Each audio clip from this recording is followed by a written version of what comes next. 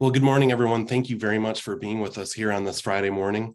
We're very pleased to have members of the media both across the entire state of Michigan and our United States.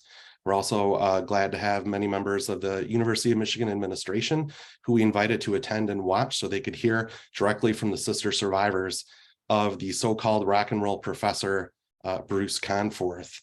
This morning, we'll have 8 survivors of Dr. Conforth on, and we'll have 3 of those survivors speaking directly, along with a comment from each to close the press conference. You'll also be hearing from their legal representation, attorney Daniel Barnett from Graywall Law. At the conclusion of their remarks, we will open up Q&A. I'll go over the rules for that when we get started at the end. I suspect it'll be done in about 30 to 40 minutes. And we will be putting the names of the participants, the survivors, into chat in just a few minutes, so you have the spellings and everything like that. So with that, I'm going to start with Graywall attorney Daniel Barnett. Daniel, please take it away. Thank you, John, and thank you for everyone for being here. I want to start out just by telling you why we brought this suit in the first place. And it goes back to what we've been saying all the way since we started taking on institutions like Michigan State and the University of Michigan. We want justice for survivors. We want transparency from institutions we send our children to, and we want accountability so this doesn't happen. We want to pave a better path where institutions place student safety and well-being over money, power, and recognition. We want to create an educational experience where universities will do everything in their power to keep students safe. And where students know if something does happen, the university is going to have their back instead of supporting their perpetrators, the perpetrators of the assaults. So that brings us to what happened in this case. And first, it's important to note that we wouldn't be here right now if Michigan still weren't one of the most lack of trauma-informed states in our country. To the legislature's credit, we did make a recent change to our laws to protect minors that are survivors of sexual assault. But what about college students?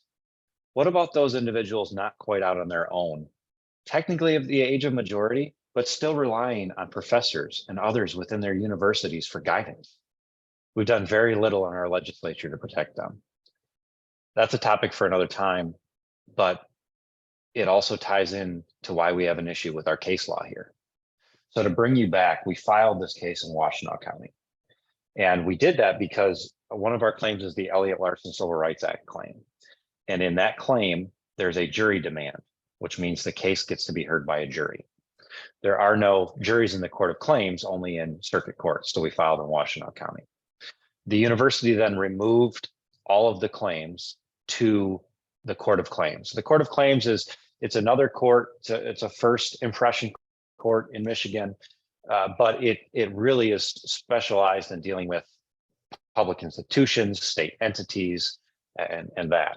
So the university removed it to the Court of Claims. We filed a motion. We wanted it back in Washtenaw County, especially for the Elliott Larson claim. Earlier on in the case, the Court of Claims did that. They moved the Elliott Larson claim back, part of the Elliott Larson claim back to the circuit court in Washtenaw County. That claim is still pending. What's going to happen with that claim, we don't really know right now, but it is still pending against the university in Washtenaw County. And so is the claim against Bruce Conforth himself personally. Those are both pending in Washtenaw County still. But as to all of the other claims that were removed, the counts of action that were removed to the Court of Claims, the court ruled last week that we waited too long, that the survivors waited too long. And to put that in context, the court ruled that they had to know within 2 years. They had to file against the university within 2 years. And it goes back to our lack of trauma-informed statutes and case law. They expect 18, 19, 20-year-olds to not only know they were abused, to process that they were sexually abused, but then to also have the wherewithal to say, oh yeah, so I can sue the person that did it and the university. And, to the Court of Claims credit, it's stated exactly the way it is. We have to follow our precedent. We have to follow the law that's been established here. And so what we're doing is we're going to appeal that. We're going to appeal it because it doesn't create justice. It is an outdated law. It doesn't protect survivors. It protects institutions. And so we are going to pursue the claims in Washtenaw County. We are going to appeal the ruling from the Court of Claims. And in doing so, we're going to bring a two-tier approach. One, this case is distinguishable from the other cases relied upon. And we don't even have to make new law. We can just clarify that when a university takes action, when they know somebody has sexually assaulted somebody in the past and they don't do anything about it, they need to be held accountable. That's one tier. The other approach is going to be, and this is just bad law. And so we're going to ask our Court of Appeals and our Supreme Court to evaluate those two issues. Thank you, John. Thank you, everybody. Thank you, Daniel. First up, we're going to have survivor Catherine McMahon. Catherine, please go ahead. Hi, everyone. I'm Catherine McMahon, and the ruling from last week, the dismissal of every one of my fellow survivors and my experience, was no surprise to me. You see, I told the university about Bruce Conforth's predatory and aggressive behavior in 2008. After a class outing at a blues concert, Bruce took students to a bar. There, he waited for me outside of a bathroom, grabbed me, and tried to get me to go home with him. It was too late for me to drop his class, so I pushed through. I finished my final semester and I reported Bruce to the university after my graduation. I reported Bruce because if he was doing this to me, he was likely doing this to other women, and I believed the university would do their best to protect students. There was no doubt in my mind that Bruce was using his faculty email to harass other students, as he had done to me. And the only way to prove that he was doing this was for the university to investigate. So I reported him. That was in 2008. The university had the opportunity to take action 14 years ago, and they chose to pay lip service and turned a blind eye as his behavior grew more egregious and violent. Bruce went from assaulting me in a bar to raping women in his office. Recently, I met Izzy Bowerman, and I realized the extent of Bruce's actions and what the university was willing to ignore. So earlier this year, myself and my sister survivors filed actions against the University of Michigan. And for the second time in my life, I gave the university an opportunity to take responsibility for their mismanagement. Instead, because my sister survivors and I only number 8, and because Bruce is not as famous as he's convinced his students or the university that he was, the university decided to fight us, to stand by their mistakes. So I stand here now, a graduate of the University of Michigan, as someone who did exactly what the university told me to do. And I'm asking for your advice. What do I say to my teenage niece who is thinking about college? What do I say when she asks me about my experience at Michigan? That having the University of Michigan on your resume is great, but don't trust the administration because the policies they have in place are only there to protect themselves. Be careful, because if the university has to choose between themselves and your safety, they will choose themselves. There has been plenty of talk about doing better, but actions speak louder than words. And the University of Michigan's actions have never been more clear. The university does not care about us. If it did, it would do more than say they're sorry for what Bruce Conforth did. It would take responsibility for what they did. President Ono, I speak directly to you now. Prove me wrong. Give me a reason to tell the next generation to go to Michigan. You have said a lot of nice things about how you are different from your predecessors. You have an opportunity to take responsibility and make change.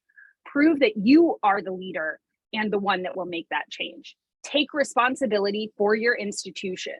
show that you will no longer place perceived popularity of one professor over the safety of your students. Listen to the people who have survived despite the treatment they received at Michigan. Prove that you are one of the leaders and the best. Or tell it to us straight. Come to our faces and say that we deserved no better from the university, that the judge was right in standing behind outdated and out of tune laws and legal precedents. Tell us it's our fault, or it's all Bruce Conforth's fault that we were assaulted. Tell us to our face that the university did everything in its power to protect us. If you can't do that, which we all know that you can't, then be better.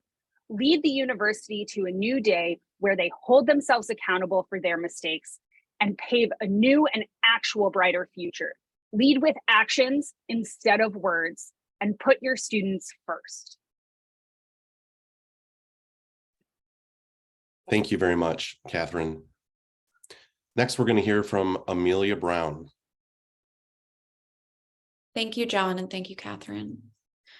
My name's Amelia Brown, and in 2016, I was a senior in college at the University of Michigan, about to finish my last semester. I enrolled in one of Bruce Conforth's American Culture classes and was excited to be able to fit it in my schedule as he'd been so celebrated by the university. Early in the semester, I went to Bruce's office hours, eager to learn more from a professor I viewed as a potential mentor. He closed the door behind me, and from that day on, my life changed. In those closed-door office hours, Bruce forcibly kissed me and groped me, and from that point on, he aggressively pursued and harassed me via email, social media, and even showing up at my workplace. Over the course of a semester of psychological and sexual abuse, he convinced me that if I spurned his advances and stopped coming to his office hours or communicating with him, he would kill himself, that horrible things would happen to me, and that he would tell the truth to all my family and friends. I stayed in contact with Bruce during that semester out of fear, shock, and from his ongoing grooming. I just wanted to graduate. I was so close, and I didn't want to risk failing his class. Somehow I got through graduation and immediately left Ann Arbor, ending my lease early. And 6 months later, after a downward spiral of severe anxiety, depression, and suicidal ideation, I shared my experience with a friend. He told me that something similar had happened to his friend, Shayna Mahler, and so I reached out to her. In shock and bewilderment that we were not alone, we reported Bruce to the then named Office of Institutional Equity in January of 2017, where Pamela Heatley assured us that they would take action and thanked us for our bravery. I never heard from her again and learned on Facebook months later that Bruce had been allowed to quietly retire. Little did I know that when I spoke to Pamela Heatley that day in 2017, Bruce already had a decade-long record of sexually harassing and abusing young women at the University of Michigan dating back to 2008 when Catherine McMahon reported. Little did I know that he was under a last chance agreement with the University of Michigan at the time that he abused me, effectively telling him that they knew what he was up to, but he had one more chance to do it again, one more chance to change someone's life forever. Today, there are 8 of us. 8 of us, each one the result of the university repeatedly giving Bruce one more chance. We have found each other not through the help of the university, but through this lawsuit. We've had the courage to bring this case against Bruce Conforth and the University of Michigan, and this week, our case and our lives were struck a huge blow when our claims against the university were dismissed in the Court of Claims by Judge Cameron. By not coming to the table, by using Michigan's outdated laws and pursuing such a litigious path, the University of Michigan has taken a hard and aggressive stance against us and against all survivors. They're saying that because we don't have 1,000 defendants like in the Robert Anderson case, or because our abuser wasn't as high profile as the ex-provost Martin Filbert case, that we don't matter, and that they can use Michigan's outdated laws to get away with protecting and enabling an abuser. But our stories are the most common stories, and we're not going anywhere. Our stories and our lives are equally as important, and it's despicable that our worth, our shot at justice, should be evaluated based on how many of us were abused, how famous our abuser was, how much press attention we're shining on them, or if we reported within a statute of limitations that is one of the least trauma-informed in this nation. One instance of abuse is too many, and that's what we continue to show up and say. It's despicable that the university does not feel the same, and that U of M is now known for its mishandling of sexual abuse cases. Within the survivor and legal communities, U of M is known as the single worst university in the state to bring sexual abuse claims against. They do not care about us, they villainize us, and they intentionally refuse to take the path of restorative justice that many other universities have taken with cases like ours. The new president of the university, President Santa Ono, has made it a point to speak about the university's well-known issues enabling sexual abusers and has said it's one of his top priorities, which we appreciate. Well, President Ono, we are a group of survivors personally inviting you and the university attorneys to meet with us, to grant us the justice we deserve, and to line up your actions with your words. Otherwise, your commitment to working with survivors isn't a commitment at all. It's PR. Thank you. Thank you, Amelia. Next up, we'll hear from Isabel Browerman. Hi, thank you, everyone. My name's Isabel Browerman. When I Google my name, you know the first name that comes up? The name of my rapist, the teacher and mentor who for years mentally tormented me, the monster who put me into a box, victim, survivor, activist. When Bruce Conforth told me that I was special, it was after meeting him in his class, then his office, then privately in my journal entries, which were homework for his class. He told me I was special. He groomed me as his student, brought me under his wing, and then began the slow and strategic process of using his academic standing, his power in the world, and as the #1 professor at the University of Michigan to establish his dominance over me, and to claim he had more knowledge about the truth of the world. As my professor, by default, he was supposed to teach me. As the university, by default, you were supposed to provide a safe space for me to learn. University of Michigan. When Bruce Conforth finally got to me, he felt untouchable because you showed him that he was. After learning of his propensities, after Catherine's report, you gave him a last chance agreement and never ever enforced the terms. I challenge the media to look at this last chance agreement. It states that he must keep his office door open. The first of many times that he raped me was not only in a closed office, but in a locked one. He harassed me over university emails, and many others as well that he harassed over university emails. Why did you allow this? Why did you not enforce your terms? Last chance agreement. What is that? What kind of insult is that to Catherine, the first known report? What kind of insult is that to your students? Despicable. Here's the thing. We're not going anywhere. I will forever fight for the girl whose health and safety you allowed to be sacrificed. The one before she was allowed to meet a monster who in the time between your first report and the time I met him was rewarded as the golden apple professor, the #1 professor. You praised him, you lifted him up, you even praised his book after he left with several other reports in his wake, and the grace of early retirement. Historically, Michigan praises its employed abusers and raises them up so that they may cast a tall shadow over those they harmed. But it's just a shadow. As it stands right now, this school condones rape and protects and promotes rapists. It enables violence. I wish I could say that I had the power of hindsight. That's what the university has stated on the record as a requirement for my being a citizen, a student, and a human being worthy of justice. I did not know at the time what kind of path I was going down. It looked bright. Do you know who did not need the power of hindsight? Do you know who knew what kind of path myself and my fellow sister survivors were going down? The University of Michigan. The school has the audacity to tell me I should have reported him in a timely manner. It took you 8 years, 3 known reports, and several bullshit investigations, in which you did not look into Conforth's behavior in a real way because it would have been too damning for the school.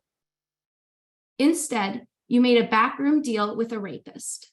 You told him to retire, and that in doing so, you could not complete the investigation. You gave him access to his office for 2 weeks, to his computers, to his files, to whatever lingering evidence you did not want to find. I have tried to remain poised, but last week was the final straw. Last week, I sat in a courtroom with university representation next to me on the other side, where they blamed me for their inaction. They blamed us for not doing their job. They had one job, and it was to get him the hell out. How dare the university tell me that I did not report him in the proper amount of time? How can you stand in front of a judge, in front of your victims, and claim that the responsibility falls on us? We did our job. We warned you. Not enough time. It took you 8 years to do nothing. University attorneys also insinuated that we are exaggerating our damages, that we are thriving.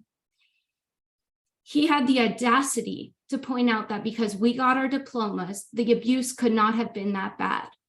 How dare they try to dismiss absolute devastation with a piece of paper? Those of us who managed to get our diplomas despite this, and one of us did drop out as a result of his disgusting sexual behavior on campus. But those of us who did should not be penalized for having the strength to do so. I will light that piece of paper on fire. It means nothing to me compared to what I carry every single day. What I've internalized, what I have to endure, panic attacks, isolation, the inheritance of anger and fear. Every single case is the same. Students come forward and are dismissed. Some are penalized, and so many were never safe enough, like me, to come forward at all. The university tries to argue the point that we should have reported in a timely manner. We should have never had to do anything if you had done your job. If you had stuck to your disgusting last chance agreement, you would have monitored the monster in the least. Community members and media, please take it upon yourselves to look at the transcripts from our hearing. Look at the last chance agreement. Look at how the university continues to try to defend the utterly indefensible by blaming the victim. Look at the last chance agreement. Listen to the language of that. Consider the absurdity of that title. I'm calling on you to actively investigate the heinous crimes the university allowed and now to this day covers up. University of Michigan, time's up. Enough is enough. That girl who walked into his class, she's dead. But in her place is me, stronger, defiant, unwilling to be silenced by your clever attorneys, your clever campaigns, your placating committees, your campaign of do good. You cannot honestly think that you can still get away with this double life. Disrespect survivors in a courtroom last week and parade around as an institution committed to change out of respect for those same survivors. It's the same old despicable trash story. There has been literally no meaningful evolution. I am hopeful that this change can come with the new president. I am hopeful that students you are intent on caring for include those of us here today. I am hopeful that you show the students, parents, and even the alumni considering donating to your institution that you are brave enough and smart enough to take accountability for what you allowed to happen to us under your big, nasty house. That doesn't come from erasing us and starting a new committee headed by Tammy Strickman, advisor to the president, also an individual who has lawsuits against her for mishandling sexual abuse reports in previous positions. That comes from looking at your history of transgressions and displaying with real action an apology in terms of justice. We do not care about your words. We care about your actions. As it stands right now, this school condones rape and promotes rapists. It enables violence. I'll say it again. Your logo makes my stomach turn. The football games to me look like one big celebration of all the wrong you have done to those who you should have cared about the most. Hail to the victims. I am hopeful that this change can begin with the new president, President Ono. I am hopeful that the students you are intent on caring for include those of us here today, speaking out over and over and over again. I am hopeful that you show the students, parents, and everyone that you're ready to take accountability for what the university really continues to permit behind closed doors. In closing, I want to echo my sister survivor, Amelia. We are a group of survivors personally inviting you, President Ono, and the university's attorneys to meet with us, to grant us the justice we deserve, and to line up your actions with your words. Otherwise, your commitment to working with survivors is not a commitment at all. It's just PR.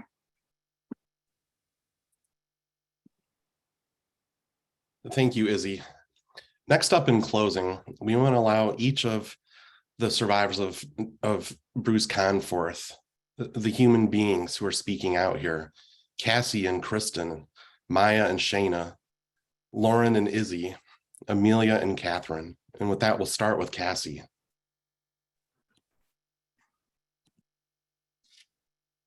Yesterday, I sent an email to President Ono, inviting him to be here today and inviting him to sit down with us to make this matter right.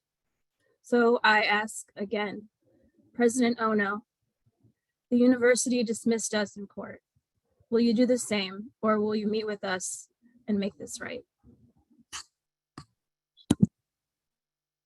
President Ono, the University of Michigan dismissed us in court. Will you do the same, or will you meet with us and make this right? President Ono, the university dismissed us in court. Will you do the same, or will you meet with us and make this right?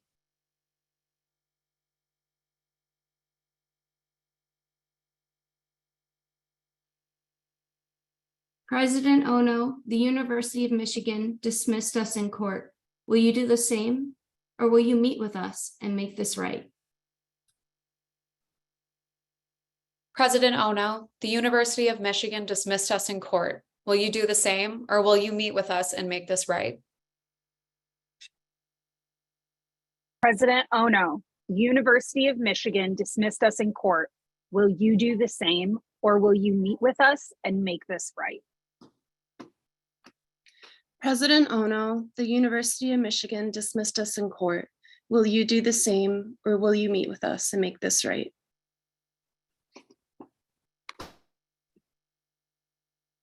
A powerful request. Thank you so much, each of you.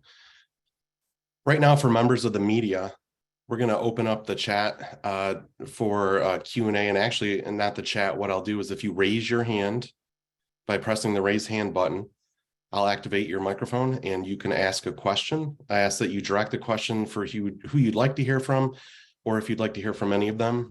In particular, those answering questions today are Daniel Barnett and our three speakers, Catherine, Amelia, and Isabel. So with that, please feel free to raise your hand with the raise hand button and I will activate you.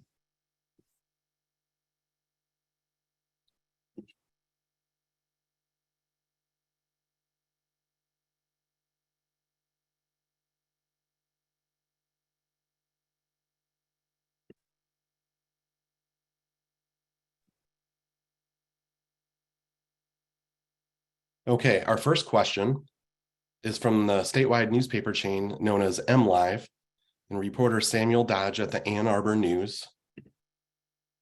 Sam, please go ahead.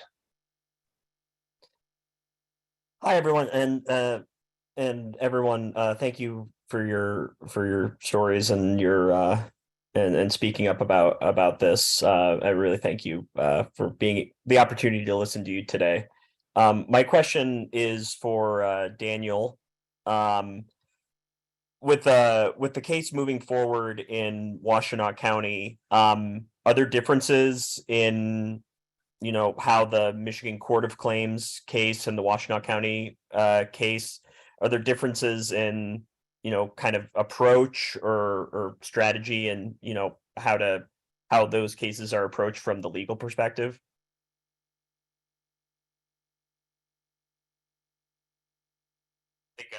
Yeah, sorry. Thank you, Sam. It's an interesting question, and I don't have a clear answer for you yet because the Washtenaw County Judge, Judge Connors, is going to have to make his own decision on where the claims stand. And I mentioned earlier that the Court of Claims is still a first impression court, just like the Circuit Court is for these types of matters. So the Court of Claims decision doesn't necessarily act as binding in the Circuit Court, but it is possible that Judge Connors could do the same. And if that does happen, we're going to make sure that all of it is appealed all the way around, because we do believe not only that are there differences in these cases and the case law that the courts are following, but also that the case law the courts are following, it's not trauma informed, and it doesn't even make sense because it contradicts itself in different areas. So we will be making sure to appeal that and ask our higher courts to clarify and even change.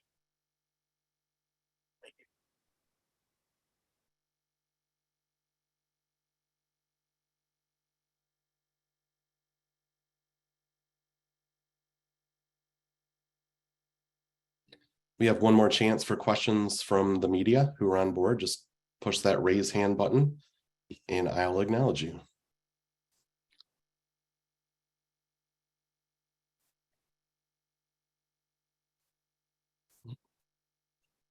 We have a follow-up question from Sam.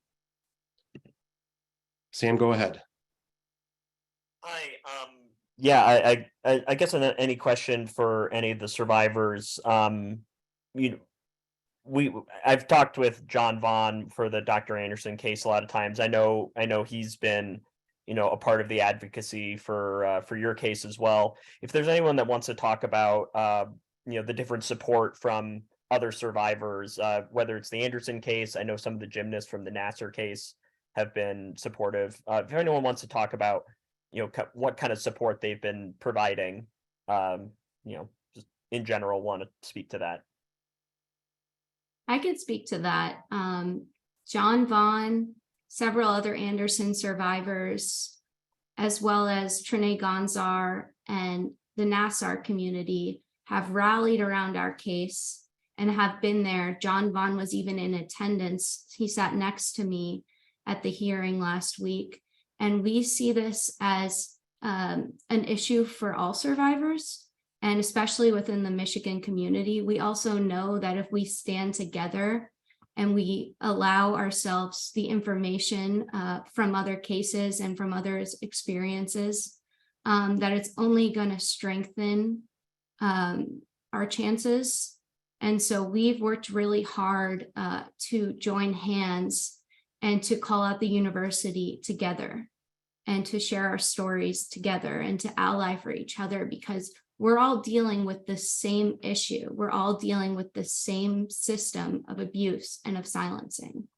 And we recognize that in each other. I was on the phone with John last night, sort of venting to him in anticipation for this call, and because of the results that we received last week from the hearing. And so they'll be the first to say that they're fully behind us in words and in actions. Thank you. Thanks, Izzy. Next up, we're going to hear from Kim Kozlowski with the Detroit News. Go ahead, Kim. Good morning. Thank you for taking the time to speak with us today. I have a question for Isabel. Isabel, you mentioned that the university started a new committee. I'm guessing the committee was the one as a result of the settlement that was recently reached with the university. You also mentioned that it was headed by Tammy Strickman, who is advisor to the president. And you said that she has lawsuits against her for mishandling sexual abuse reports in previous positions. I want to know if any of you would be open to sharing if these lawsuits that you're aware of involve any of you. And if so, would you elaborate?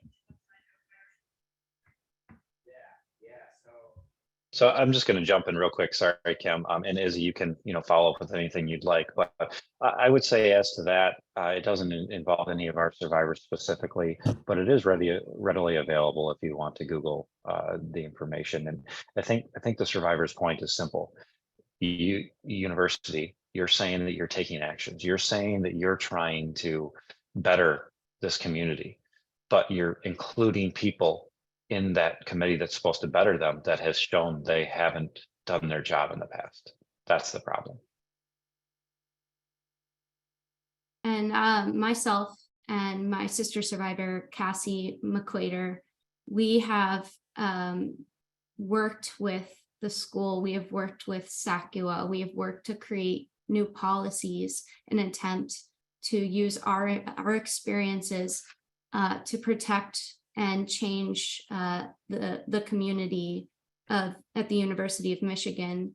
And I did sit in on a listening session with the CCRT, which is the new committee that Tammy Strickman is a co-chair on. And she was not in the meeting, but it was a chance for survivors to air their grievances. So I'm not surprised that she wasn't there. We have asked for representation in this new committee, which I believe should be helmed by survivors if they really want to make a difference.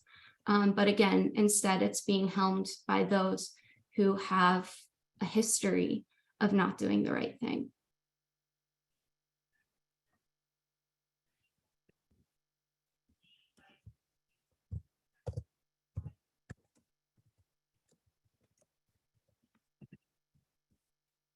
Okay, thank you very much, Kim. Okay, unless there are any other follow-up questions, I think we're going to wrap up for today. On behalf of Catherine and Amelia and Isabel and Lauren and Shayna and Maya and Kristen and Cassie, I want to thank you all for being here today and taking the time to participate and listen. We'll be in touch with you in the future, and thank you very much. Have a good day. Thank you.